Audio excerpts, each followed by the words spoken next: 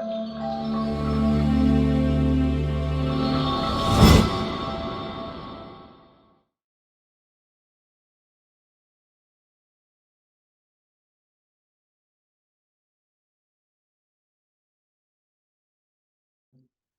don't think I have a role. I think I have a passion.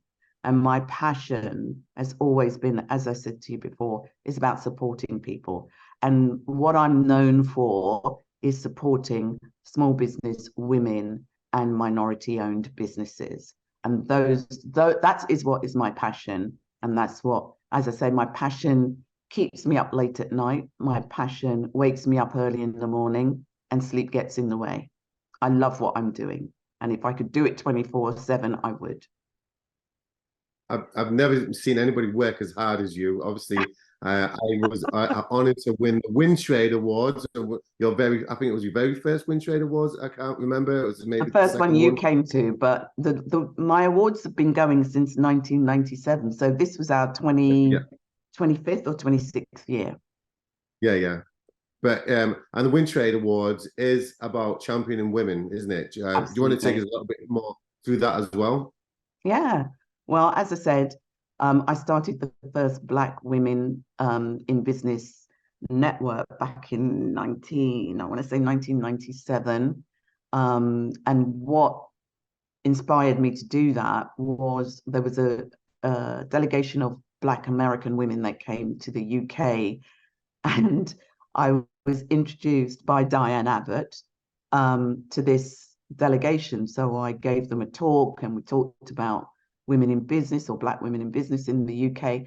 And they were absolutely blown away that, first of all, there were so many Black people in London. And secondly, that there was actually Black women in business, Black women business owners. So it was it just wasn't a concept in their mind.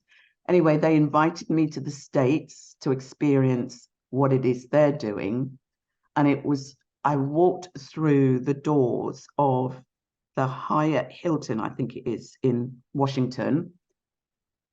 And I mean, even to this day, just the memories of it just takes my breath away.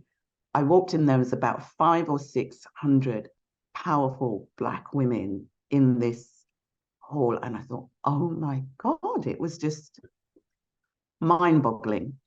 And I thought, yeah, this is what we need to do. This is how we need to proceed. And I was their very first international awardee recipient. So I got an international award from them. And, it just started me on that journey. I came back, I was on a committee with BITC, Race for Opportunity at the time. I persuaded the corporates that this is something they needed to do.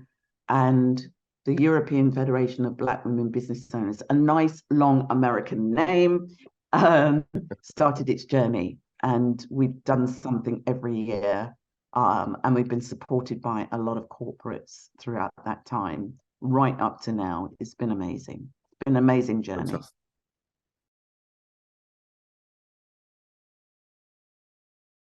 When I started out at the record company, first of all, during my time at CBS, I was the only person of color visible within the office. And I was the only person of color there for 6.5, nearly 7 years. Apart from switchboard operators who were in a separate room that didn't come out during the day, or cleaners. So it was a very lonely place in many ways. And again, you were always kind of, I think the saying, I'm going to be a bit controversial here, but if you're Black, sit at the back type of attitude was very much flourishing then.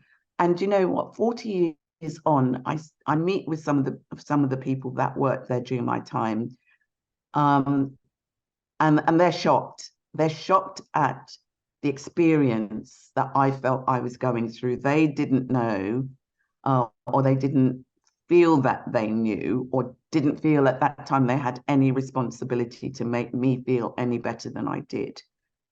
So it was a very lonely place. It was a very challenging place. And again, it's that thing, you've got to be better than your white counterparts. you know. So I don't think it's any different to the experience many people are going through now, other than I didn't have the kind of support that there is around now. So in many ways, you know, people, you know, in the workplace now have a much better support system, even if they don't feel they have. If they don't feel they have, you know, let's go back in time and, you know, find out what it felt like then compared to how you are now. So it's all about being resilient and keep moving. As a woman in the workplace, it's a man's world. It's still a man's world. It's changing. But back then, it was very much a man's world. All of the women that I can remember were secretaries, or I think there was only one or two women I knew that were managers within CBS at the time. So it was difficult. And that was one of the reasons, because as I say, I just knew that if I could do it for them, I could do it for me, which was what inspired me to move on. So would you say your mindset was one of the key aspects of overcoming these kind of adversities? Because I feel that you wouldn't suffer fools gladly, and you wouldn't take the norms of what people was saying to you. Yeah, I think, you know, when I was there, I was much younger, obviously, and I was still going through that whole learning curve. But I think I was very much served very well by my mother's attitude to most things. You know, having 6 children, or 7, as we mentioned before, it's very much, it had to be a tidy house. It had to be a tidy house. It had to be a strict routine. And I think I learned a lot from, you know, seeing, I learned a lot from my mom and how she did things. And I just knew that resilience was a huge part of being successful or getting what it is you want.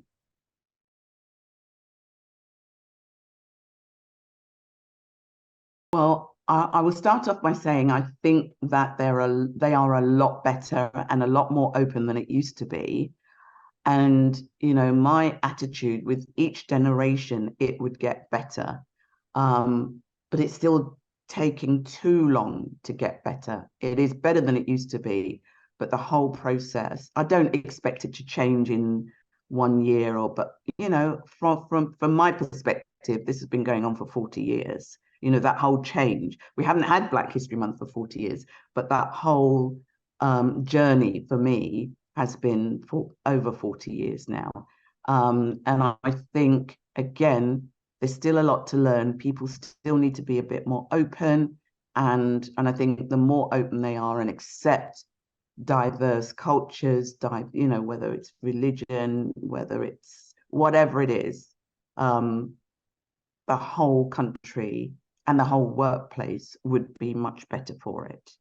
So still a lot to learn as far as workplace culture is concerned. You know, we can go on and, you know, delve deep into microaggressions and, you know, both from a race and a gender point of view.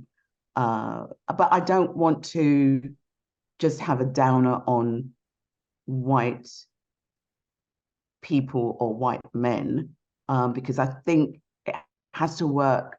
You know, the learning has to come from both sides. Because if we don't call it out when we see it, when I say we, people of color, men or women of color, if we don't call it out when we see it, whoever the aggressor is, we're giving them permission to do it. And they may know or they may not know, but it's an educational process. And, you know, calling it out doesn't have to be an aggressive thing to do. You can look at it more as a learning. But I think, do you think a lot of people, I'm going off piece here, but just on this topic, because I find it very interesting that a lot of people don't have the confidence to call out, especially in a workplace culture kind of thing, simply because they're in a role and you know, do you feel that there's a lot of people there that won't say anything simply because they're in fear of the role that they've got? Jobs. I think so, but you know what? There are ways of doing it that, and ways of telling people things they don't want to hear. It's almost like a coaching session. Have you thought about this? Have you thought about how I feel when you've said that? Have you thought, ask the question, let them think that they will give themselves the answer. You're not telling them, you're just asking the question so they can find the answer within their head. And it can be done in that way, non-aggressive and educational at the same time. Absolutely, I completely agree. And that's worked wonders for me in my life, where I've had derogatory kind of conversations, and rather than getting angry and aggressive back, saying, what are you saying that for? I've tried to educate them in a way that they will understand and talk in their language, almost, to sit there and say, well, that's wrong, and this is the plight. How would you feel if this happened or that happens? So I completely 100% agree.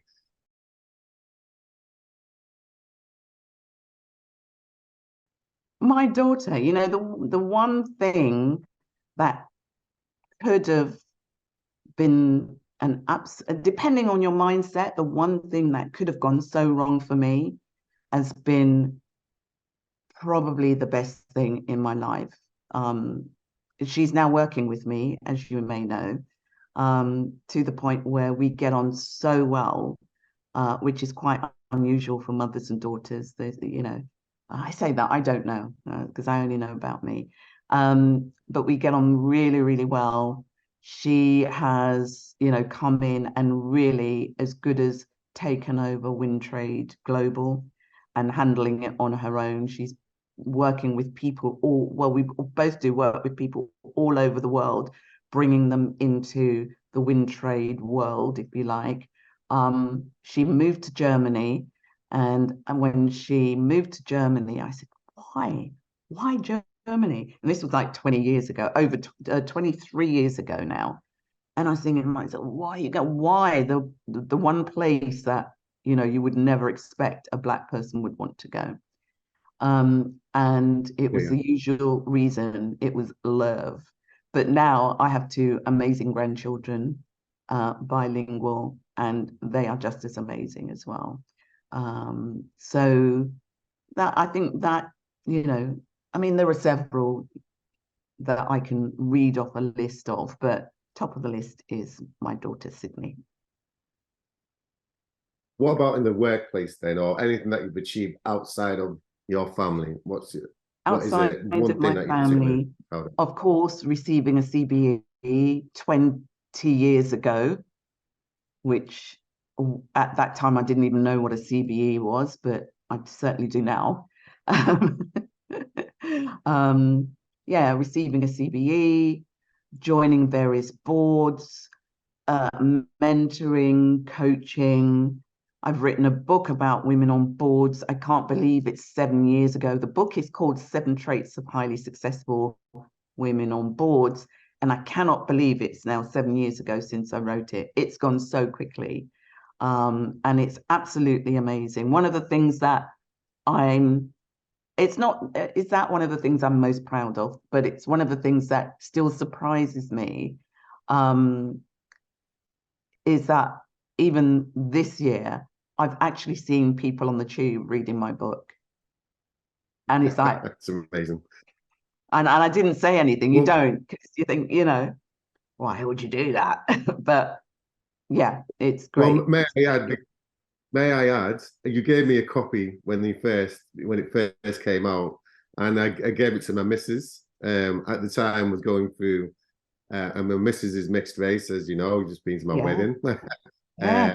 And she read the book, and she was going through a hard time for an organization that wasn't valuing her, but she read the book and realized her own potential, and now she's an AVP, a VP, sorry, not an AVP, at Bank of America, and flying there, and she would say herself that that book had a transformation and kind of impact on her. So anybody out there that hasn't read this book, go to Amazon, go to wherever it is, and go and buy the book. Well, better still, if you want coaching directly from the book, or coaching directly from me, I should say, let me know, because I'm also getting ready to do a second edition, so it's time. Okay, it's time.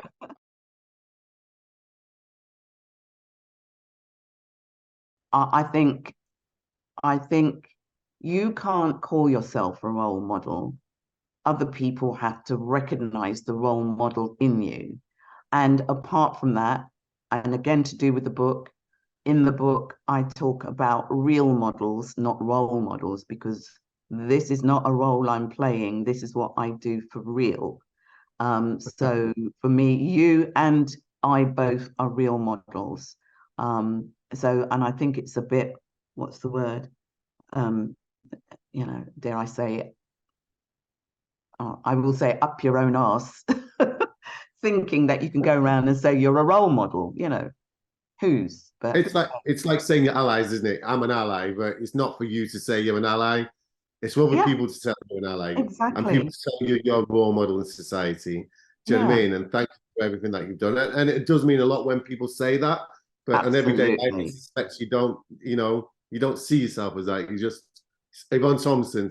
But everybody else see. One of the first times I met you, Yvonne, I think it was your future, your ambition, and I told you you was out there just giving your all to all these kids in that event, and Sol Campbell was there. You bring so many people in, and I told you then what a role model you was, and you just looked like what are you talking about, but it's just phenomenal, and I've It's admired you for so long. it's just something you get up and do. You don't wake up in the morning and say, right, I'm going to be a role model today. You just get up, you do what you do your best, and you Yeah. help everybody you can, you know.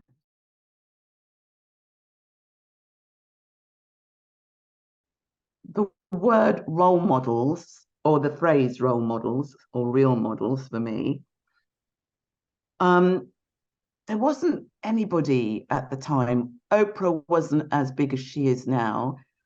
There weren't all these people who were coming out of the woodwork, and especially there weren't those women that were coming out of the women, black or white, coming out of the woodwork. And so I go back to where I started, my mother, and she is still my North Star. I still think of her, even though she's not here. I ask her questions. What would mum do? And quite often the answer comes. So for me, I don't have a role model per se. I'm not sure how many women of my generation do. It'd be interesting that when you speak to others, I don't think you're going to be speaking to anyone in my generation. They're all going to be younger, I'm sure. But if you do speak to anyone in my generation, it'd be really interesting. And different people may have a role model because they're coming from a different perspective, that I come from. So that would be Would you say your interesting. mum was a role model though? Oh, absolutely. Yeah, she Yeah, is my only your role real model. model? Yeah, Your yeah, real model? Yeah. my real model.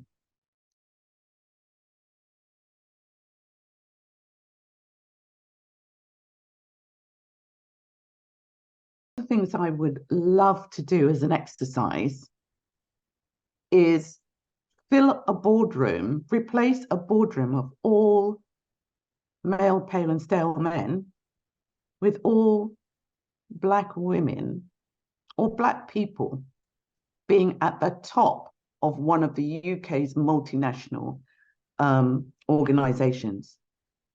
And it would be an exercise for them for a white person to walk into a boardroom that's just full of Black people and, just basically ask them what they think. What would they change? How would they change it? It's about it for me. It really is about changing the culture from the top. And I think in another piece, something that I've done for you, I talked about a phrase that I coined, PSR, and PSR instead of CSR. CSR, corporate social responsibility, and this is not necessarily social, but I think in order to build CSR, you've got to have PSR, and PSR is personal social responsibility, because until the individuals right at the top, right through the line, know that they personally have a responsibility as well. It's never going to change. Otherwise, it really is just orders from the top, which is usually being blocked midway. And, so anybody coming up gets stopped at a certain point. So it really, as I said before, we really need to think of PSR as well as CSR. Absolutely, 100% agree. I love that terminology because it starts with yourself, doesn't it? Everything starts Absolutely. with yourself to make change. 100%. If you want to make that change, you do it yourself and you start the journey for everybody else. And actually, the senior leaders, if you do a PSR, it has a much more of an impact to the rest of the organization if you're practicing that, because then the culture then filters down and so on and so forth. So I absolutely love that.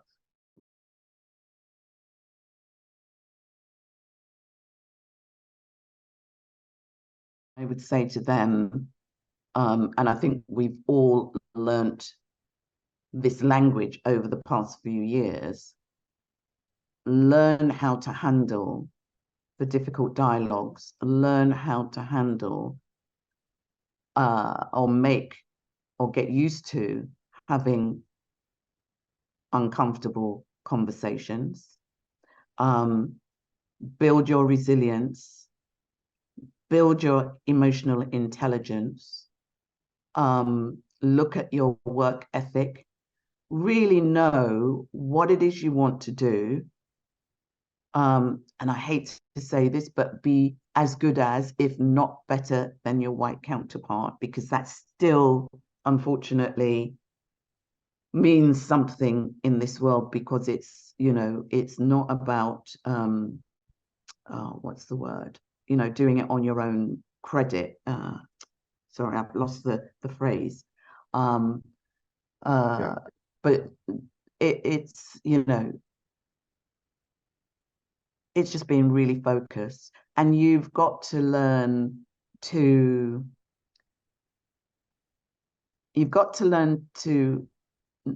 just as much as we're asking the mainstream to learn our culture and get involved in it's two ways. We have to learn and work within certain parameters, just as we expect the mainstream culture to work with us, because at the end of the day, it really is about working together at the end of the day. And you put all that together, be fearless as well, because I think being fearless and your own aspirations, making sure, I've seen a podcast of someone and they were saying, if you want to get to the very top, think of the best scenario you could ever think of in your life and work towards that scenario. Absolutely. Even if you don't get there, you will get there at some point or somewhere near to that top. If you work towards that goal, isn't it the saying? What is it? Aim for the stars and reach the moon, or something like that. Yeah. Whatever that saying is. Yeah, reach to the stars, and somewhere like that. But you will. It's a mindset thing. 100%. Don't let anybody distract you from your goals, because we're from our own communities and from the other communities. People will always try and distract you from what you are and what you want to do. But if you've got a goal and want to go for it, put out the noise and go for what you go for. There will always be the naysayers, and as there were when, me as a 19-year-old with a baby, thinking that I would start my own company or do whatever I did.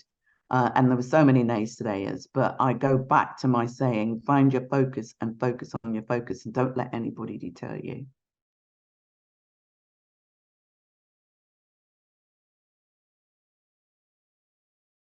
Well, I think there's a lot of that already happening, and a lot of organizations since Me Too and Black Lives Matter. I mean, the world has changed. Everybody seems to be, I think the biggest transition I've seen since Black Lives Matter and Me Too. I want to go back just slightly to my younger days, that when we switched on the black and white television, all you saw were white people. When we switched on the color television, all you saw was white people. And there was a point in our house, which I think happened in every Caribbean house.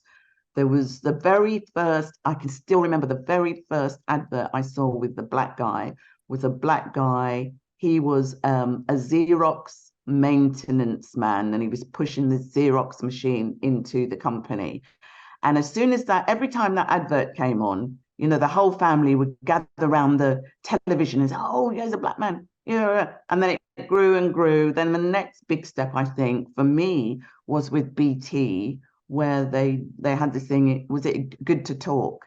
They had quite a lot of, you know, Caribbeans talking and Africans talking from one country to another. But the biggest change I've seen since Black Lives Matter, and it's very noticeable, you cannot turn on the television now without either a black newscaster on the morning programs, or every single, if not every other television TV ad has either a whole black family, a blended family, or, you know, features a black person. So those changes, I think, already reflects a little bit of what's happening within the corporates.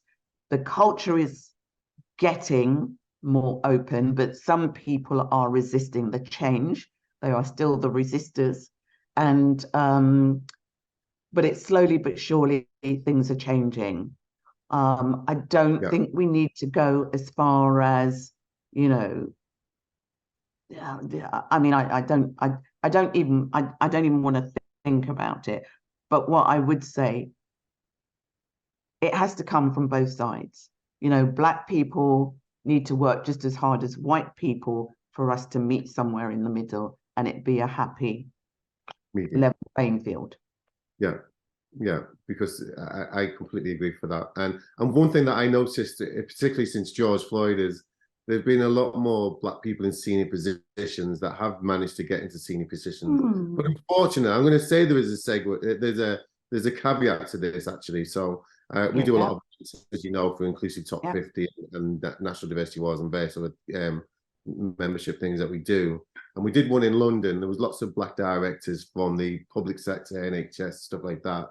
But a lot of them, and I'm saying the vast majority, said, we're left out of the conversation. We're not involved with, you know, pieces of work that other directors are getting. We're not paid the same, and so on and so forth. So a lot of it they felt like they were just the token black person in the workplace that was good for their stats. But actually, so what we need now, is equity. And then that's one thing that I would say in the workplace that organizations need to do is have equity within their organizations to make sure that they are treated the same as their white counterparts. Spot on. A bit like you, I know a lot of black people with directors' titles or whatever titles. They have the titles, but they do not have the budget to go with it. And unless you've got the budget, you've got no respect. Yeah, precisely. So they've got the titles, but no power. No budget, no power. Exactly. So that needs to change. So we're adamant on that one. So everybody listen to this, and all our companies, equity is what we need. And it's not about, you know, black people taking over all the positions. It's not about that. It's about equality and equity and fair chance to people get into there and being recognized for their talents rather than, because going back to what you said, when I was younger, it was always said to me, black people have to work twice as hard to get half as far. So if I use the analogy of Donald Trump and Barack Obama, okay, so Donald Trump, some might say, is the reflections of what some people in society might call a typical black man. Donald Trump, bling everywhere, baby mothers everywhere, you know, sit there and just doesn't care about anything, right? I'm not saying that's what black people are. That's what some sections of society feel. Whereas Obama probably had to be whiter than white to get anywhere in there. You know, they questioned his name, his birth certificate. He couldn't say a thing wrong. He certainly couldn't do any of the things that Donald Trump was doing in power because he would be, shouted down from that. So, and this is the analogies that we have in society, that, the imperialistic kind of view of what Black people should be within the workplace rather than be themselves as well. I totally agree. I totally agree. And whenever is it going to be a fair society? When will that? Not in my lifetime, I don't think, but I'm sure. Bit like women. I think I saw the latest stats is that it's going to take 300 years before women are, are equal to men from a pay point of view. I can't remember where I saw, but I saw that somewhere recently. It just gets longer and longer.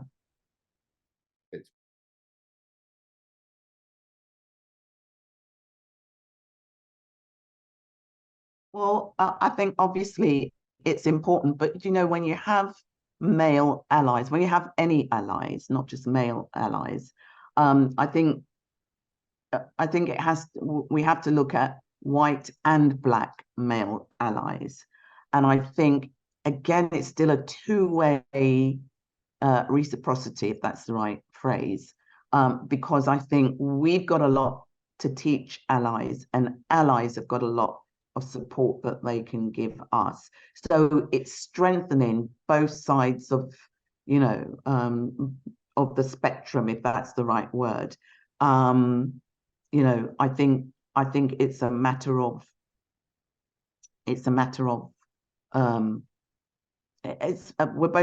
we're both sides are supporting each other. We both have something to give. It's a bit like mentoring. When people ask me to mentor them, I look very closely at, I have about a dozen questions I ask, because I am not just going to sit there, especially young people, because young people today, I don't think understand. They know the price of everything but the value of nothing. That sounds awful, but they expect you, because true. I've got all this experience. They expect me to sit here giving them all this value, and I want to know, what are they going to do with it? Am I wasting my time talking to you, I don't know, once a month or once a week or whatever it is? And very rarely do they ever say, oh, well, do you know about this?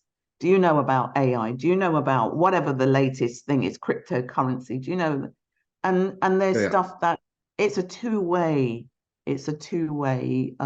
process as far as I'm concerned. And that goes the same for male allies. Exactly. I think rather than mentorship, I like to call it friendship, because a friendship for me is exactly that. I'll help you on things that I need help with. You help me with things that I might not know. And because young people have lots to teach me about lots of things, and vice versa. Tell me about it. You know what I mean? So don't just take the advice, let's make a friendship. And when you make that friendship, I completely agree with you. You've got to listen and then make actions from that knowledge that this person is giving you. There's no point we just you're just spewing out things to them, and you're giving such great knowledge and they're not doing anything with it, which can be really frustrating. But they may not be on that journey at that time. So at the same time, the caveat to that is they may take that piece of advice 5 years later and remember what you said as well. But the whole point of mentoring is fast forward, is paying it forward, so that they don't have to wait 5 years and go through the things we've done in that 5 year space to know now, if you understand what. But I understand it might not click for them until 5 years, and they'll, hopefully think back and say, yeah, she told me that then. Oh, that's so true. But, and it's, I've had a couple of really good graduates who are now in really good places that have, well, not said that, but they have said, oh, I remember, when we first met or when we first talked how many years ago. And it's so true. So, maybe it takes time.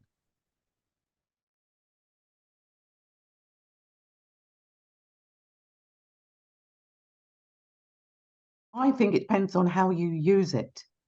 If you, at the end of the day, you still have to feed in the information you want it to give back to you. However, you still at every point need to check, especially, it depends on which bit of AI you are using. There still needs human input to make sure that the only difference with AI is that they can do things, I don't know, 100 times faster than we can. But the knowledge is still there. They can sweep the web or write whatever they want to write in seconds. That would take me probably 2 hours at least, you know. But you still have to input the queries. You still have to check the information that you're given. But I think, you know, on the one hand, for me, it's a friend because I don't use it on a level where it could cause too much mischief. And I know that I've got to check everything and I know what I've got to put in order to get what I want out. And you have to understand all of that. But on one hand, it depends on whether it's one of these automation bots or whatever that grows without you inputting, and you know, and I think people are very skeptical as to whether it's taking over their jobs. But what it does for us, it just means for us that we have to learn new things that AI still can't do, because there will always be things that AI can't do unless we teach it or unless we start that process. So I don't look at it as too much of a threat, or it's a threat that is manageable, I would say, but there has to be somebody that's a human that's always controlling it.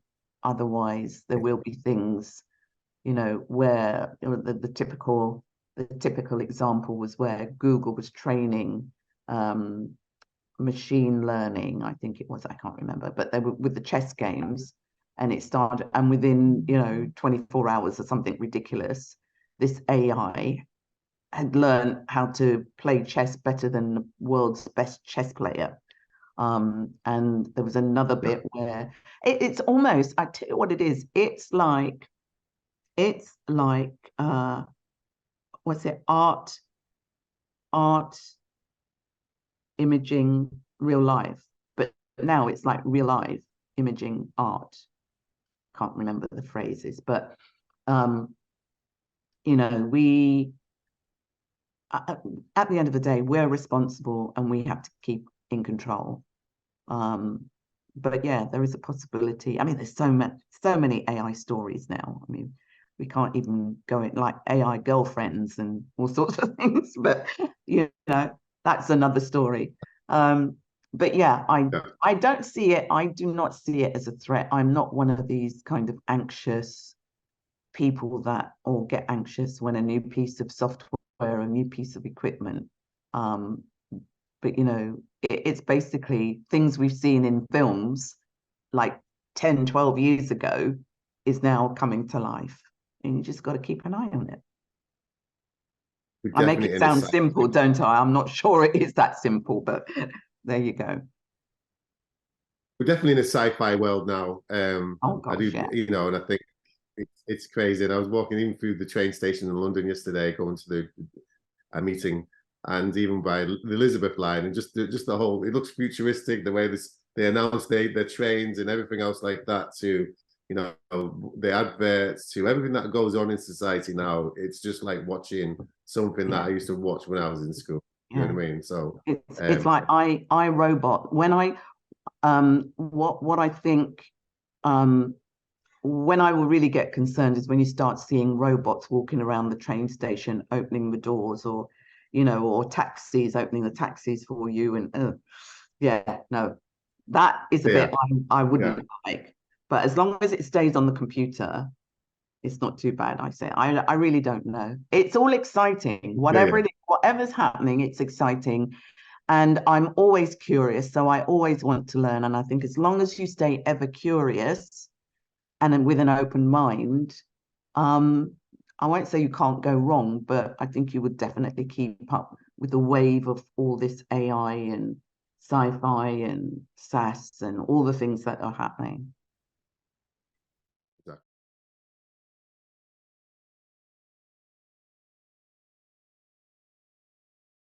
I suppose the last thing that I would really love to close with is, I think the world is an ever-changing place, and I hope that we are able to grow more caring. But we need to be a more caring world all around. I think you can judge society by the poorest people, in that community, whether it's a country, a city, and I would say the world.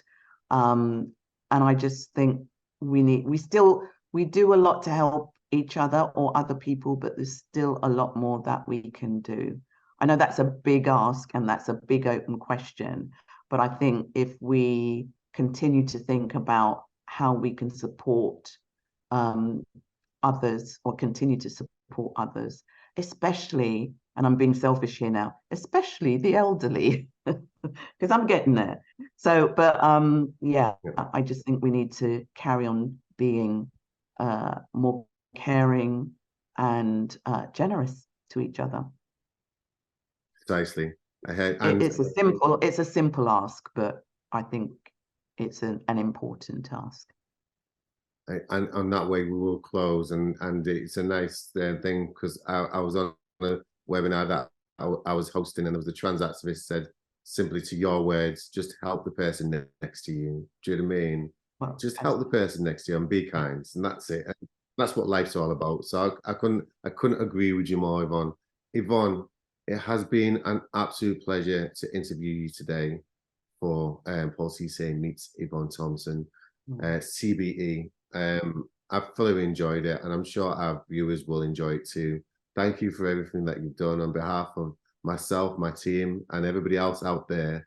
You're an inspiration to many, and long may I continue to know you. Thank you so much. Thank you so much, Paul. Thank you.